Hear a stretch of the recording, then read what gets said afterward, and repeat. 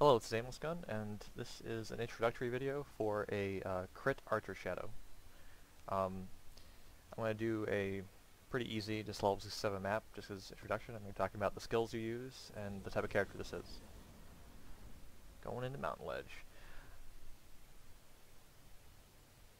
So this type of character is an archer, and most archers right now in the game, most ranger builds, end up going all the way around the tree, getting a whole bunch of life, and ending up with Resolute Technique and Static Blows, which is over here in the Templar area, somewhere. There are Static Blows. And what this does is it gives you really good survivability, gives you good, ability to tank a little bit with life on hit, and it takes care of your accuracy problem, but doesn't allow you to crit. And so that takes away a lot of potential damage, and I wanted to make an archer that does basically the most DPS possible while still staying alive. And that involves starting as a shadow and getting a bunch of crit nodes, which is really the most efficient way to increase your DPS with high levels of gear. So you can see the build kind of laid out here. You can't see the whole thing, but starts as a shadow, goes up to get Eldritch Battery, is one of the keystones, and then goes down the Duelist to get Mana Flows. These two things allow you to basically spam Lightning Arrow and keep your allow you to run 7 auras at the same time. So the idea behind this build is to get a lot of DPS, and right now, at level 82, with level 18 gems, I have quite a bit of DPS. My Lightning Arrow is 13,500 DPS with LMP, so if you shotgun for the maximum effect, you can hit the target 3 times and get about 40,000 DPS actually on Lightning Arrow on a group. And my single target, there are a lot of good options for single target. You don't have to use Frenzy.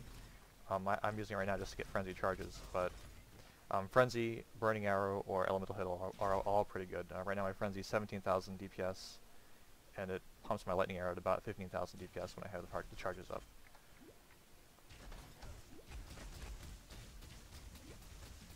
The gameplay is not like a life on hit tanky archer, because your objective is to never get hit.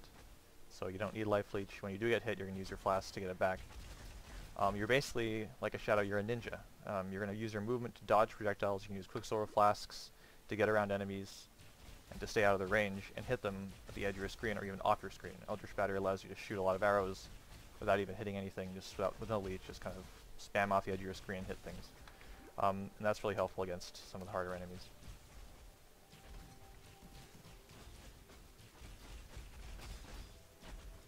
And it's really important not to get hit, because right now I only have 3,000 HP. I do have a Granite Flask to give me about 10,000 armor, and that is enough to save you if you know you are getting hit by Flicker Strike or Chargers or something. But it's not enough for you to tank, so you can take a couple hits, then you get out. Another thing that can tank for you is your totem. This is a Ice Shot totem. It slows enemies, does a lot of damage. Right now it does 7,000 DPS. On Ice Shot with a totem, which is pretty good. It does more damage than a lot of characters, actually. You see these goats, they're going after me. You just gotta back up a little bit, then use your huge DPS to blow them up. You don't lose a lot of time running away from things because you're doing so much damage that you only have to back up a little bit, fire a few arrows, and you're gonna die.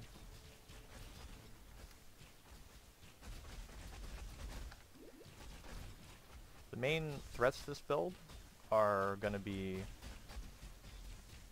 Chargers, Flicker Strike, and Reflect Damage.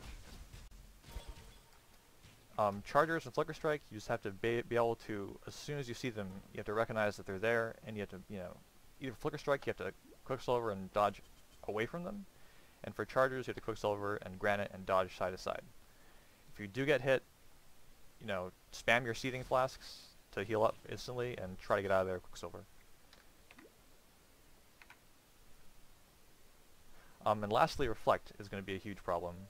And you have to be very, very aware of when there's Reflect, and even if it's off screen, if you see yourself getting damaged for no reason, you know it's Reflect, and you need to stop shooting immediately.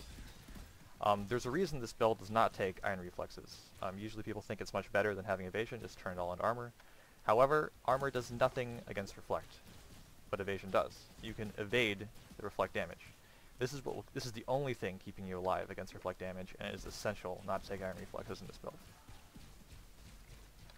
if you do find a reflect mob, hopefully I can find one to test it on. Since you're going to evade quite a few of the reflect hits, you can actually, shoot an arrow at him, see if it reflects. If it doesn't, shoot another arrow. And also just use your totem to kill him. Since the totem is doing 7,000 DPS, it's not that slow to use a totem to kill a reflect mob.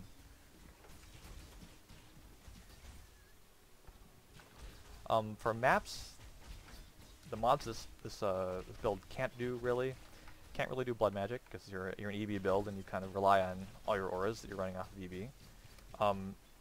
It can sort of do elemental reflect if you basically regem your skill, your lightning arrow, to have GMP, chain, and life on hit. Here's reflect mob. So we're gonna let our totem kill him and see how fast that takes. Totem's gonna kill itself also, so you're probably gonna have to cast two. Anyways, it's not that long. Other really dangerous mods are temporal chains, because your movement speed is slowed, or the fleet mod, which makes enemies move and attack faster. So actually, if you get Roas or Blackguards in a fleet map where they have 20% increased attack and movement speed, you have to be very, very careful, because it's very hard to dodge. You see, evade just saved my ass from reflect right there, because I was shooting him and he was off screen. I didn't see him. But yeah, so fleet mod with Roas or Chargers or whatever, you gotta really be on the ball in dodging, otherwise you're gonna die. In terms of gearing this character is decently geared right now. My main piece of good gear is my bow, which is a 5-link Lion Eye, and I do have a 6-link chest. With only a 5-link, the DPS on Lightning Arrow goes down about 2,000 to about 11,500 DPS. And it's a character that is very, very, very gear dependent. So this is not a character you want to create as your first character, and it's not a character you want to create if you don't have a lot of resources to get good gear. The rest of my gear is not, other than the Lion Eye, my gear is not that amazing, but it's pretty solid. I mean, Malagaro is the 2 exalts, that's very, very important for getting this. I have a quiver that has elemental damage, crit chance, and crit multi, so you're going to want quite a bit of crit and crit multi on your gear, and enough resists, and enough life, and enough flat elemental damage, and that's hard to assemble on a budget. You don't need Lion Eye for this build, even though I'm not taking Resolute Technique, and Lion Eye solves my accuracy problem. If you get, some accuracy gear, and you get a couple accuracy nodes, you're still going to have around 85% chance to hit. It's just basically a higher gear standard for accuracy, so you're going to have to get accuracy on your rings, amulet, or helmet, or your bow, some combination of that. But a good thicket bow will work just fine with this build. I was using a good thicket bow before getting a Lion Eye. And then that is the end of the map. And I will, anyways, thanks for watching, and I have a video of a level 70 rare map that is more difficult, just a soloing of it with no commentary, and I'm putting that up in the guide as well. Thanks.